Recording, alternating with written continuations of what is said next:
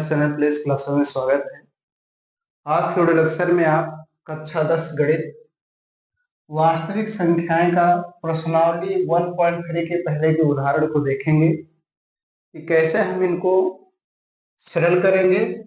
लेकिन उन उदाहरणों को सरल करने से पहले आप देखेंगे प्रमेय नंबर 1.3 और प्रमेय 1.4, क्योंकि इस प्रश्नावली के पहले इन दो प्रमेय का यूजेज है। यदि आप इन दो प्रमेय को समझ लेते हैं तो प्रश्नावली 1.3 के एग्जाम्पल्स और प्रश्नावली 1.3 के क्वेश्चंस को सॉल्व करने में कोई दिक्कत नहीं होगी। तो सबसे पहले देखते हैं प्रमेय 1.3 क्या कहता है। मान लीजिए p एक अभाज्य संख्या है। क्या कह रहा है? मान लीजिए p एक अभाज्य संख्या है। अब अभाज्य संख्या क्या होती है? वह संख्या जो एक से कटे और अपने आप से और किसी संख्या से ना कटे उसे अभाज्य संख्या कहते हैं। आपका 2 हो गया, 3 हो गया, 5 हो गया, 7 हो गया, 11 हो गया, 13 हो गया, 17 हो गया, 19 हो गया। इस प्रकार की संख्याएं जो एक से कटे और अपने आप से कटे और किसी से ना कटे उन संख्याओं को हम कहते हैं अभाज्य संख्या। जैसे 2 में केवल 2 का भाग सकते हैं और 1 का भाग दे सकते हैं और किसी का भाग नहीं दे सकते हैं। इसी प्रकार का 3 है, 5 है, 7 है, 11 है, 13 है, 17 है, 19 है। इनमें केवल इन्हीं संख्याओं से भाग जाएगा और किसी से भाग नहीं जाएगा, तो उन संख्याओं को हम कहते हैं अभाज्य संख्या। तो कह रहा है मान लीजिए p एक अभाज्य संख्या है यदि p a स्क्वायर को विभाजित करती है।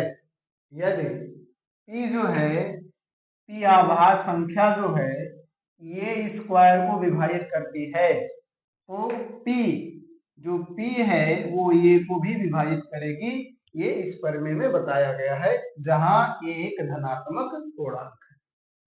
अब इसको इस बात से समझिए, मान लीजिए p एक अभाज्य संख्या है और p a स्क्वायर को विभाजित करती है। a स्क्वायर मतलब मान लीजिए कि p बराबर 5 है और a बराबर भी 5 है। ठीक, अब देखिएगा ध्यान से, p जो ये स्क्वायर इसका ये स्क्वायर जब इसको करेंगे तो ये हो जाएगा 25। ठीक है, अब कह रहा है कि ये स्क्वायर को p विभाजित करती है, मतलब ये स्क्वायर का मान 25 है और p का मान 5। अगर इनसे इसके भाग दे रहे हैं तो कितना आएगा? 5, यानी विभाजित कर रहा है। p जो है a स्क्वायर को विभाजित करता है तो ये रूल कह रहा है कि जो p है वो a को भी विभाजित करेगा। तो a का मान कितना है? 5 और p का मान भी कितना है? 5, यानी 5 से 5 कैंसिल कर देंगे तो कितना आ जाएगा? 1, अर्थात p a को भी विभाजित करेगी। बात समझ में आ गया होगा। कह रहा है मान लीजिए p एक अभाज्य संख्या है और यदि p जो है a स्क्वायर को विभाजित करती है, यदि p a स्क्वायर को विभाजित करती है तो p जो है a को भी विभाजित करेगी, जहां a एक धनात्मक पूर्णांक है। इस प्रमेय का मतलब यही है कि यदि p a स्क्वायर को विभाजित करेगा तो p a को भी विभाजित करेगा। अब प्रमेय नंबर आपका 1.4 है। क्या कह रहा है? ये कह रहा है कि करड़ी में 2 एक अपरमेय संख्या है। करड़ी में 2 एक अपरमेय संख्या है, ये प्रमेय नंबर 1.4 कह रहा है।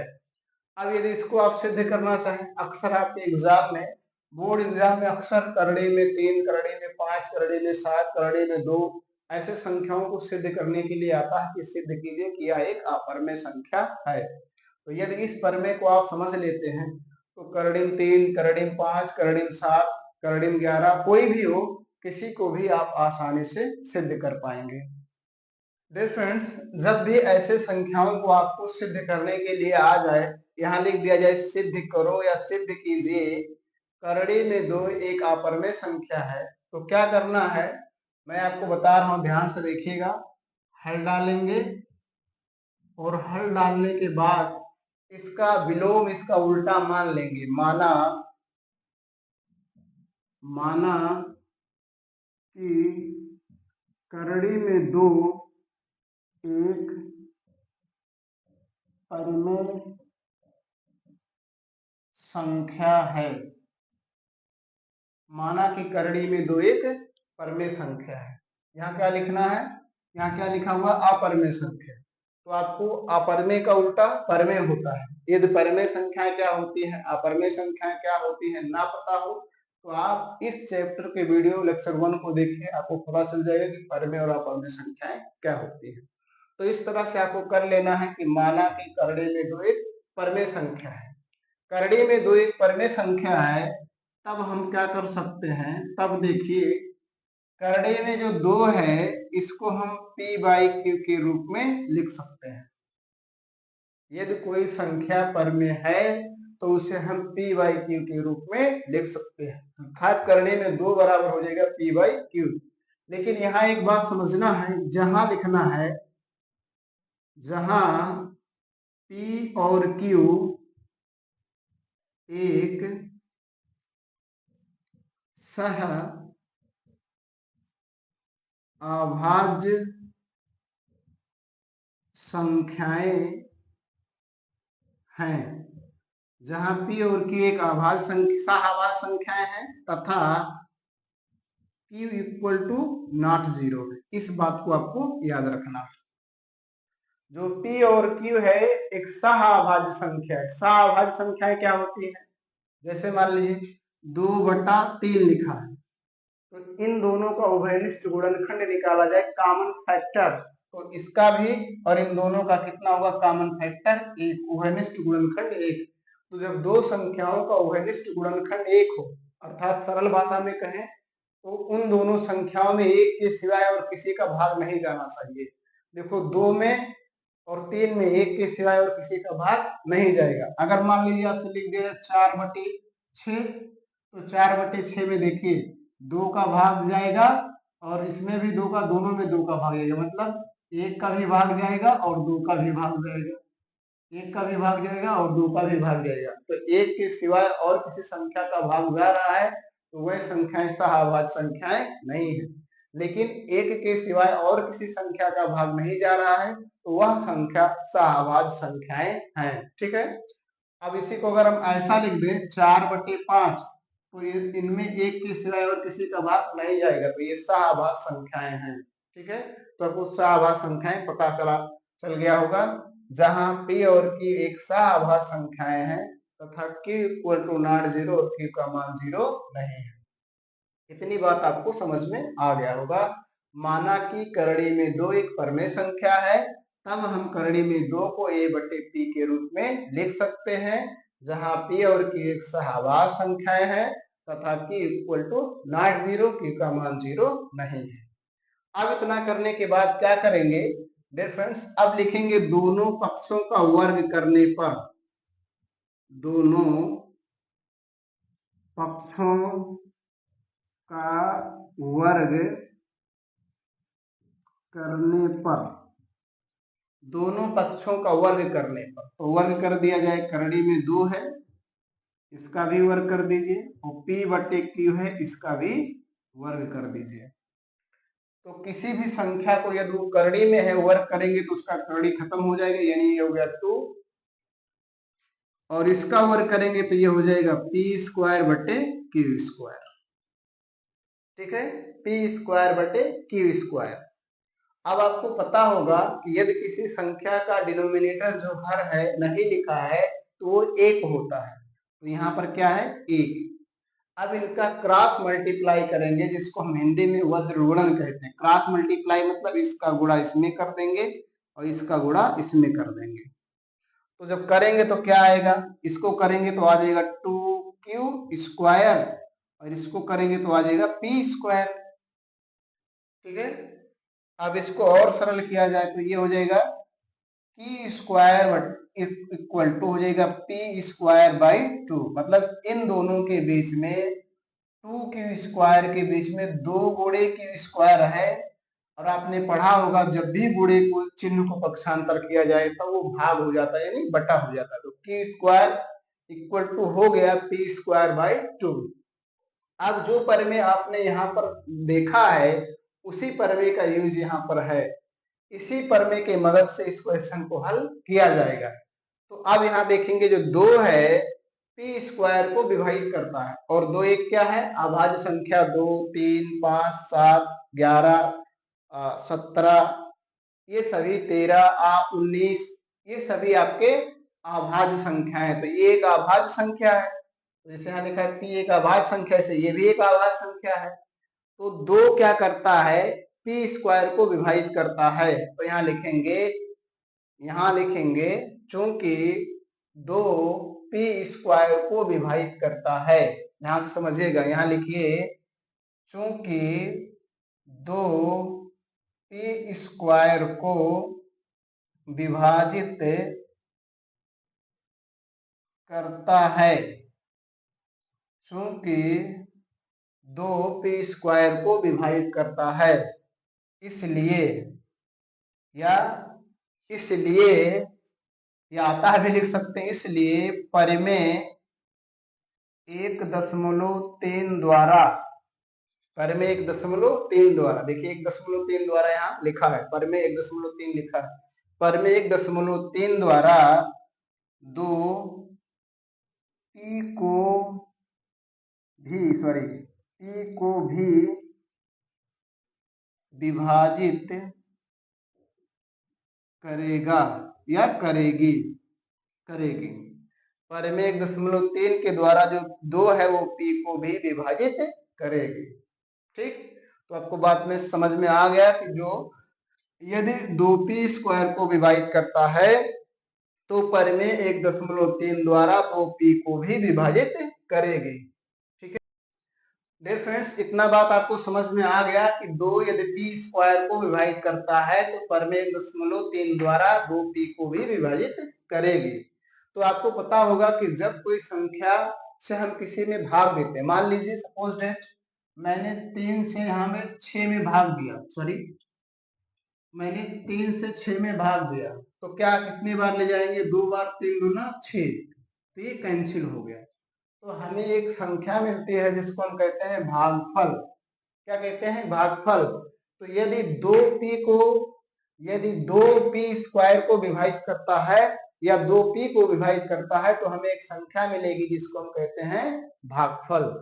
तो हम पी या पी स्क्वायर को कैसे लिख सकते हैं, ध्यान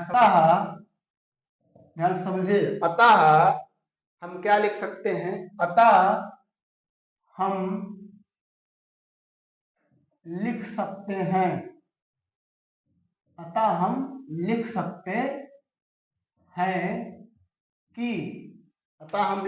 हैं कि क्या लिख सकते हैं, P बराबर जो होगा, P जो हमारा है भाज्य है, और यहाँ पर भाजक को जो भागफल आया है कुछ भी मान सकते हैं, P क्यों है, तो मान लीजिए मैंने यहाँ मान लिया A। ध्यान से समझिएगा, फिर से समझिए, 2 जो है P को विभाजित करता है, तो जिसमें भाग देंगे वो भाज्य होगा, जिससे भाग देंगे वो भाजक होगा, और जितनी बार ले जाएंगे वो हमारा भागफल होगा। तो मान लिए मैं कितना बार लेंगे, A बार। ठीक है, जैसे फिर से समझिए, मान लीजिए मैंने यहाँ 3 से 6 में भाग दिया, तो 3 दूना 6 कट गया। ये 3 से जो भाग दिए हैं ये हमारा भाजक है, यानी यहाँ पर क्या है, 2 है, 3 के स्थान पर यहाँ 2 है, और यहाँ जो है 6 के स्थान पर यहाँ P है, और 2 को मैंने मान लिया है A, और ये हमारा शेषफल है। तो भाज्य बराबर भाजक गुणे भागफल प्लस शेषफल लिखेंगे, तो भाज्य आपका P है, भाजक आपका 2 है, और भागफल ये है, और शेषफल 0 है, तो शेषफल को लिखने की जरूरत नहीं है। अतः हम लिख सकते हैं कि P इक्वल टू 2a। ठीक, अब और ध्यान से देखिए, P इक्वल टू 2a लिख सकते हैं, और यहाँ पर जो आपने सरल किया था ये मान, इस मान को आप समीकरण की दर्जा दे दीजिए, समीकरण इसको 1 मान लीजिए। अब यहाँ लिखिए समीकरण 1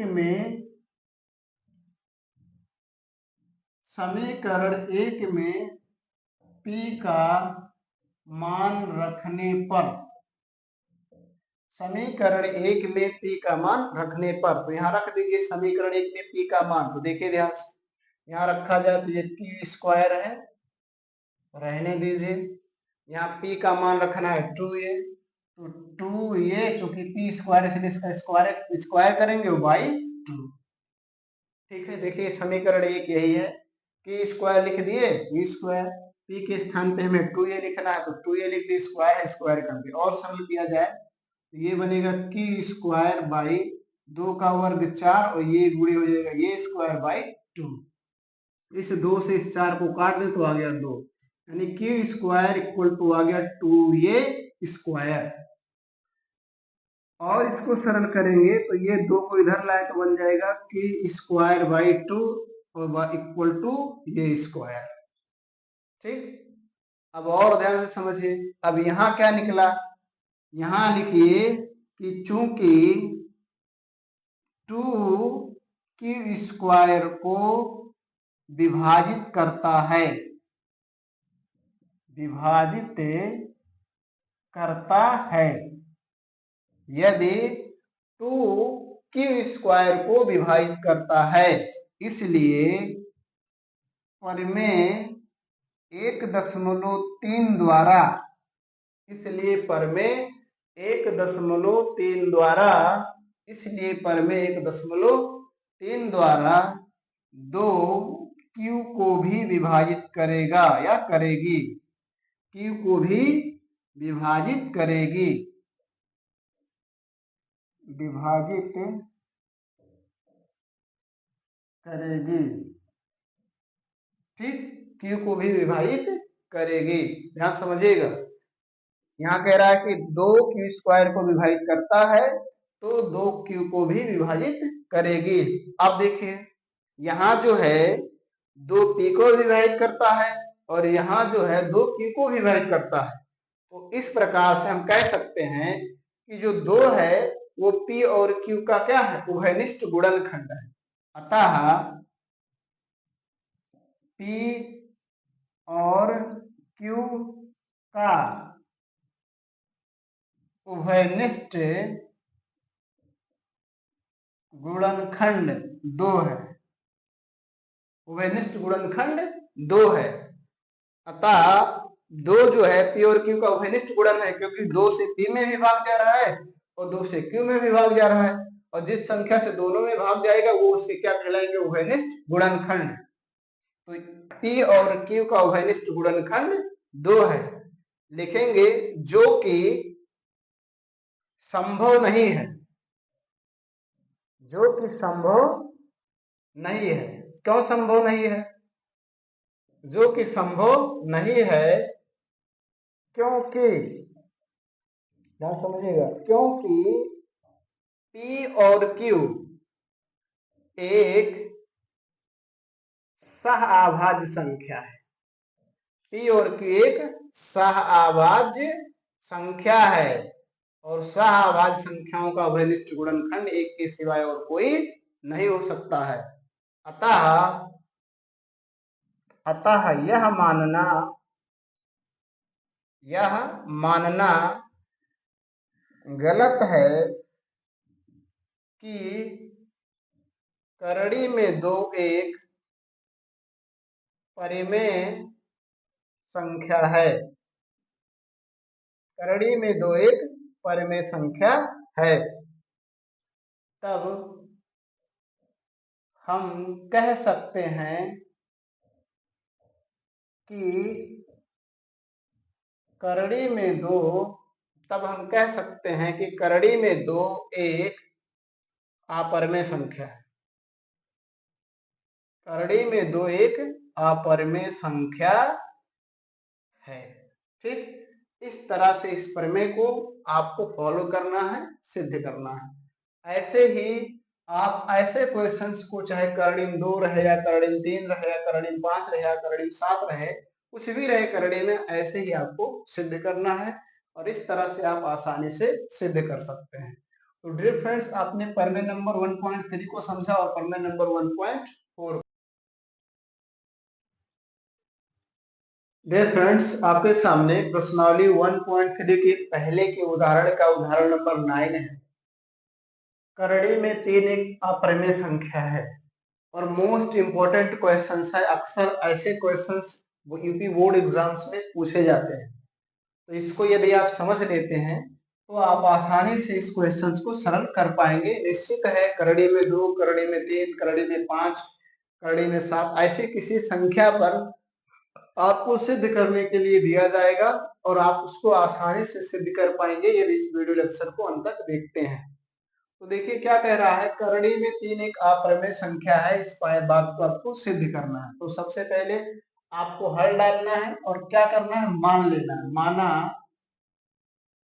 माना करड़ी में 3 एक परिमेय संख्या है। उल्टा मानेंगे, अपरिमेय सिद्ध करना है तो आप उल्टा मान लेंगे, परिमेय संख्या है। माना करड़ी में 3 एक परिमेय संख्या है। तब जब भी कोई संख्या परिमेय संख्या होगी तो उस परिमेय संख्या को p बाई क्यू के रूप में हम लिख सकते हैं, ये निश्चित है। जब भी कोई संख्या परिमेय संख्या होगी तो हम उसे p बाई क्यू के रूप में लिख सकते हैं, यानी करड़ी में 3 बराबर p बाई क्यू होगा। लेकिन इसमें कुछ पॉइंट यहाँ पर डिस्क्राइब करना है आपको। क्या डिस्क्राइब करना है, जहां आपको लिखना है, जहां p और q एक सह आभाज्य संख्याएं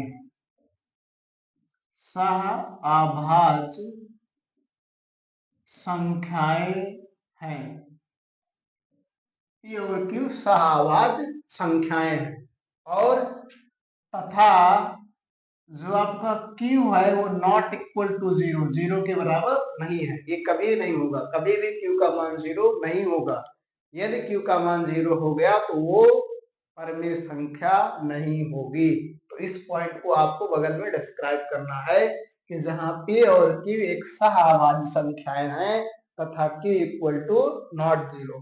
ठीक, इतना काम आपको सबसे पहले कर लेना है। अब क्या करना है, अब लिखना दोनों पक्षों का वर्ग करने पर, दोनों पक्षों का वर्ग करने पर, दोनों पक्षों का वर्ग करने पर, ठीक है। दोनों पक्षों का वर्ग कर दिए तो वर्ग किया जाएगा तो क्या होगा, करड़ी में 3 का वर्ग और p बटे q का वर्ग, दोनों का वर्ग कर दीजिए। अब जब भी दोनों का वर्ग करेंगे तो ध्यान रखना, करड़ी में यदि कोई भी संख्या लिखी है तो उसकी करड़ी फिनिश हो जाएगी। ठीक, तो करड़ी खत्म हो गया, ये आ गया 3 और ये हो गया p square by q square, sorry यहाँ पर p स्क्वायर रहेगा।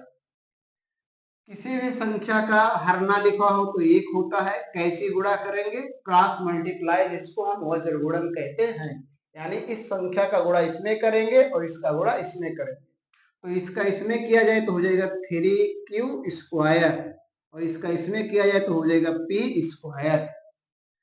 अब देखिए q स्क्वायर बराबर हो जाएगा p स्क्वायर बाई 3, ठीक, p स्क्वायर बाई 3 ये हो जाएगा। इसको जब उधर ले जाएंगे, इन दोनों के बीच में गुणा है और गुणा को जब भी पक्षांतर किया जाता है तो वो भाग या बटा हो जाता है, ठीक है। अब यहां लिखिए, यदि, ध्यान दीजिएगा, यदि जो 3 है p स्क्वायर को विभाजित करता है, ध्यान समझिएगा, यदि 3p स्क्वायर को विभाजित करता है, यदि 3p स्क्वायर को विभाजित करता है तो परिमेय लगाएंगे। परिमेय 1.3 द्वारा, जो मैंने अभी आपको बताया, 3p को भी विभाजित करेगी, 3p को भी विभाजित करेगी, ठीक है। 3p स्क्वायर को विभाजित करता है तो परिमेय 1.3 द्वारा 3p को भी विभाजित करेगी। अतः, ध्यान समझिएगा, अतः हम लिख सकते हैं,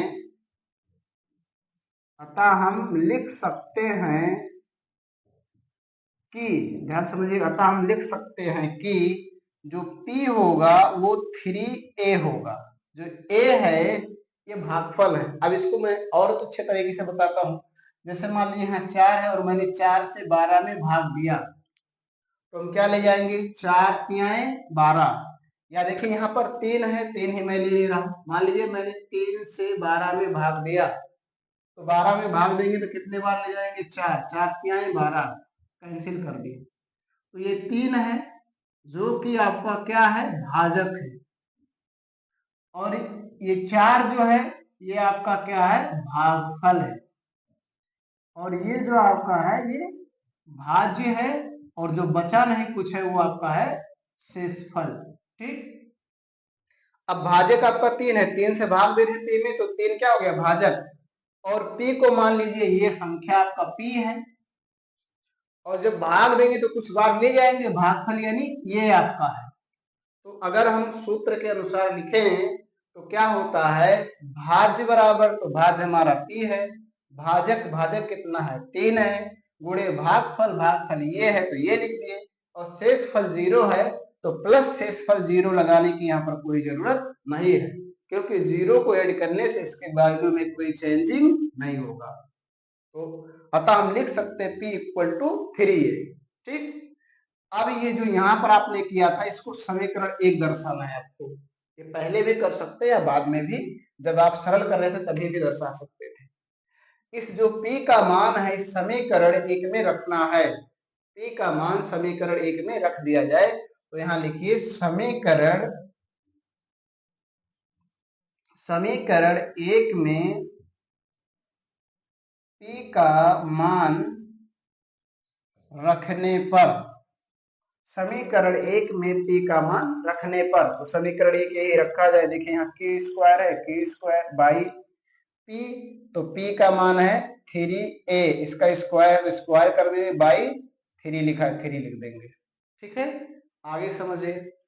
और सरल करेंगे तो क्या हो जाएगा, Q स्क्वायर बाई 3 का वर्ग करेंगे तो 9, ये का वर्ग करेंगे तो ये स्क्वायर बटे 3, इस 3 से इसमें भाग देंगे तो 3 त्रिका 9, तो आपका क्या आ गया, ध्यान से समझिएगा, आपका आ गया Q square by 2, sorry Q square equal to 3a square.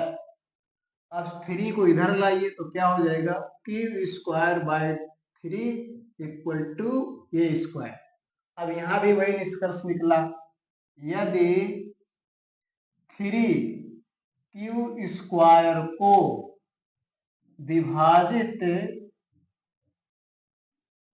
करता है, यदि 3 जो है Q स्क्वायर को विभाजित करता है, परिमेय 1.3 द्वारा 3 जो है Q को भी विभाजित, 3Q को भी विभाजित करेगा या करेगी। ठीक है, विभाजित करेगी। अब ध्यान से समझना, 3 से भाग हम Q में भी दे सकते हैं और 3 से भाग हम P में भी दे सकते हैं। इसका मतलब क्या हुआ कि जो 3 है वो P और Q का उभयनिष्ठ गुणनखंड है। तो यहां लिखेंगे अतः P और Q का उभयनिष्ठ गुणनखंड 3 है। उभयनिष्ठ गुणनखंड कितना है, 3, जो कि आगे लिखेंगे जो कि संभव नहीं है, जो कि संभव नहीं है, जो कि संभव नहीं है। क्यों नहीं संभव है, क्योंकि P और Q एक सह अभाज्य संख्याएं हैं, सह संख्याएं हैं, और सह संख्याओं का उभयनिष्ठ गुणनखंड एक होता है, एक के सिवाय कोई नहीं होता है। क्योंकि P और Q एक सह संख्याएं हैं, तब हम कह सकते हैं या या लिख सकते हैं, अतः यह मानना गलत है कि करड़ी में 3 एक परिमेय संख्या है। अतः यह मानना गलत है कि करड़ी में 3 एक परिमेय संख्या है। तब हम कह सकते हैं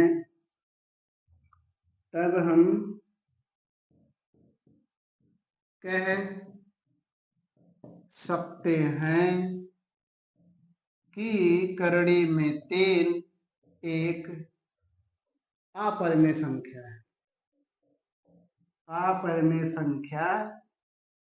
है। करड़ी में 3 एक अपरिमेय संख्या है। डियर फ्रेंड्स, उदाहरण नंबर 10 आपके सामने है। दर्शाइए कि 5 माइनस करड़ी में 3 एक अपरिमेय संख्या है। 5 माइनस करड़ी में 3 एक अपरिमेय संख्या है। इस चीज को आपको सिद्ध करना है, दर्शाना है। तो क्या करेंगे, इसको भी वैसे कीजिए। माना 5 करड़ी में 3 एक परिमेय संख्या है। माना 5 करड़ी में 3 एक परिमेय संख्या है। तब क्या कर सकते हैं हम, ध्यान से समझिएगा। तब 5 माइनस करड़ी में 3 को हम p/q के रूप में लिख सकते हैं। 5 माइनस करड़ी में 3 को हम p/q के रूप में लिख सकते हैं। यहाँ पर आपको जहां जो बातें लिखनी थी वो लिखने की जरूरत नहीं है। आप लिखना चाहें तो लिख सकते हैं, जहां p और q एक पूर्णांक है और q इक्वल टू नॉट 0, मतलब q बराबर 0 नहीं है। इस बात को अगर आप डिस्क्राइब करना चाहें तो लिख सकते हैं, जहां p और q एक पूर्णांक है तथा q इक्वल टू नॉट 0 है, इसको आप लिख सकते हैं। ठीक, आप ध्यान से समझिएगा। इसको पक्षांतर किया जाए 5 और इसको इधर लाइए तो p प्लस है, यहाँ आएगा तो क्या हो जाएगा माइनस p/q इक्वल टू ये हो जाएगा करड़ी में 3। ठीक है, 5 माइनस p/q, इधर देखिए प्लस है, उधर जाएगा तो क्या हो जाएगा माइनस। आपको पक्षांतर करने पर चिन्ह कैसे बदलते हैं मालूम होगा। प्लस है तो माइनस होगा, माइनस है तो प्लस होगा, गुणा है तो भाग हो जाएगा और भाग है तो गुणा हो जाएगा। यही प्रोसेस इधर से करना है। माइनस तो प्लस, प्लस तो माइनस, भाग तो गुणा, गुणा तो भाग हो जाएगा। ठीक, तो यहाँ क्या था, प्लस, इधर आया माइनस हो गया, तो 5 माइनस p/q इक्वल टू 3 आ गया। अब इस पॉइंट को समझना है। 5 एक क्या है, परिमेय संख्या है। p/q की भी क्या है, परिमेय संख्या है। और इन दोनों के बीच में क्या लगा है, घटाने का चिन्ह, घटाना है। तो आपने कक्षा 9 में पढ़ा कि दो परिमेय संख्याओं का योग या अंतर हमेशा एक परिमेय संख्या होती है। दो परिमेय संख्याओं का योग या अंतर, चाहे योग हो या अंतर, हमेशा एक परिमेय संख्या होती है। ठीक है, तो यहां लिखेंगे चूंकि दो परिमेय संख्याओं का योग, चूंकि दो परिमेय संख्याओं का योग या अंतर हमेशा एक परिमेय संख्या होती है। क्योंकि दो परमेय संख्याओं का योग या अंतर हमेशा एक परमेय संख्या होती है। अतः अतः करड़ी में 3 एक परिमेय संख्या होगी। करड़ी में 3 एक परमेय संख्या होगी। इस रूल्स के अनुसार चलेंगे कि जब हम दो परमेय संख्याओं को जोड़े या घटाएं तो उनका योग या अंतर जो आता है वो भी परमेय संख्या होगा। तो इस आधार पर करड़ी में 3 भी एक परमेय संख्या होगी, जबकि ऐसा नहीं है, करड़ी में 3 एक अपरमेय संख्या है। फिर लिखेंगे चूंकि हम पहले ही सिद्ध कर चुके हैं कि करड़ी में 3 एक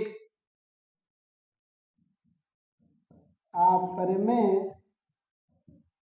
संख्या है। अतः यह मानना गलत है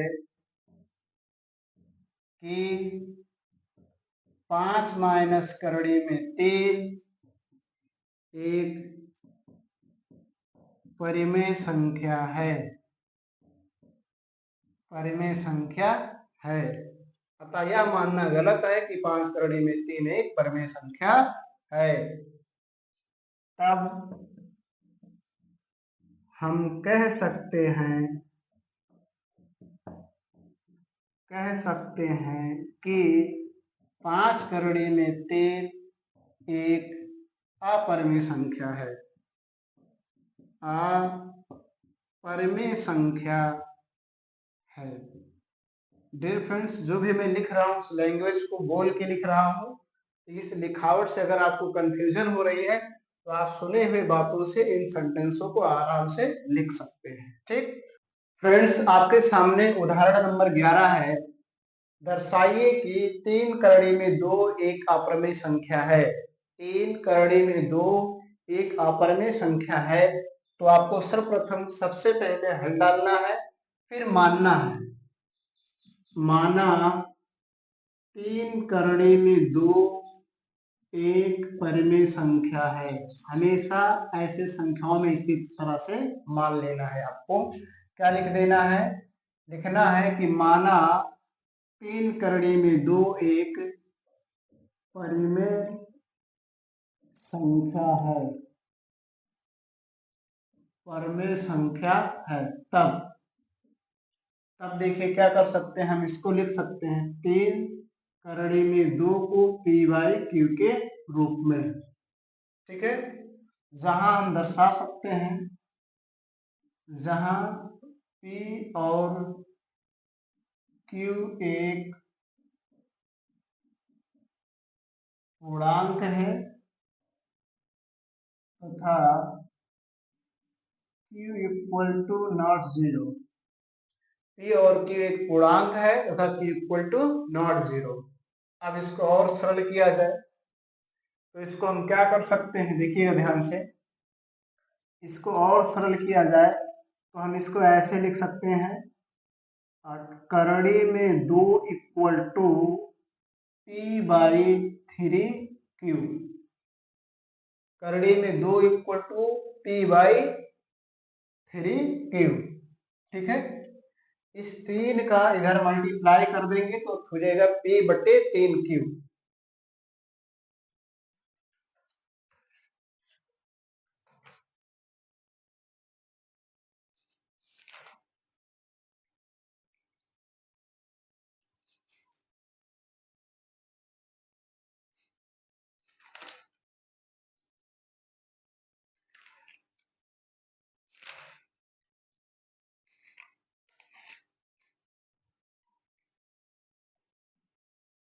ठीक, तो इस तरह से हो जाएगा करड़ी में 2 बराबर पी बटे 3 क्यू। अब ध्यान से समझिएगा, पी एक पूर्णांक है और क्यू भी एक पूर्णांक है, यहाँ पर लिखा हुआ, और 3 भी आपका एक पूर्णांक है, आपको पहले से पता है। तो यहाँ लिखेंगे चूंकि 3 P और Q एक पूर्णांक है। क्या है? पूर्णांक है। अतः P/3Q एक परिमेय संख्या होगी। ये क्या होगी? परिमेय संख्या। ये परिमेय संख्या है तो इसको भी परिमेय संख्या होनी चाहिए।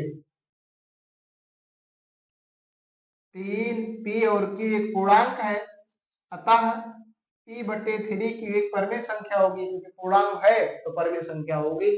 ये पूर्णांक है तो परिमेय संख्या होगी, और जब ये परिमेय संख्या है तो इसको भी परिमेय संख्या होना चाहिए।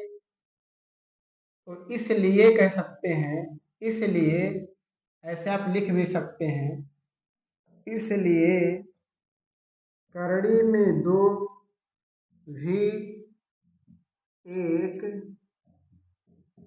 परिमेय संख्या होगी। इसलिए करड़ी में 2 भी एक परिमेय संख्या होगी, क्योंकि हम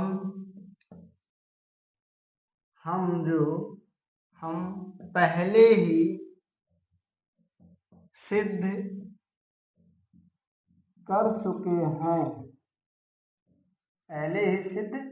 चुके हैं, कि करड़ी में 2 एक अपरिमेय संख्या है। करड़ी में 2 एक अपरिमेय संख्या है। अतः यह मानना गलत है कि 3 करड़ी में 2 एक परिमेय संख्या है। 3 करड़ी में 2 एक परिमेय संख्या है। तब हम कह सकते हैं,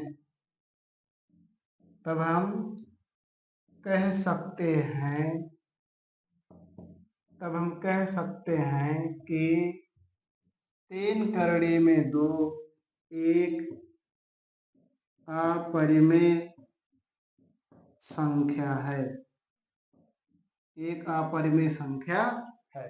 ठीक, तो इस तरह से आपको इनको सरल करना है, हल करना है। डियर फ्रेंड्स, आज के वीडियो लेक्चर में आपने देखा प्रश्नावली 1.3 के पहले के उदाहरण। प्रश्नावली 1.3 के पहले के उदाहरण को कैसे सिद्ध करना है, कैसे सरल करना है। उम्मीद करता हूं कि आपने सभी क्वेश्चंस को देखा होगा और आपको समझ में आ गया होगा। डियर फ्रेंड्स, इस वीडियो लेक्चर से आपने कुछ सीखा हो तो लाइक कीजिए। चैनल पर पहली बार आप विजिट किए हैं तो ऐसे शानदार वीडियो देखने के लिए चैनल को सब्सक्राइब जरूर कीजिए। साथ ही साथ बेल आइकन भी प्रेस करें, ताकि जो मैं वीडियो अपलोड करूं उसका नोटिफिकेशन आपको मिलता रहे। और इन वीडियो लेक्चर को आप अपने दोस्तों, मित्रों, फ्रेंडों को सेंड कर सकते हैं और उनको class 10th UP board exam की अच्छे से तैयारी करने के बारे में बता सकते हैं। आज के वीडियो लेक्चर में इतना ही। धन्यवाद।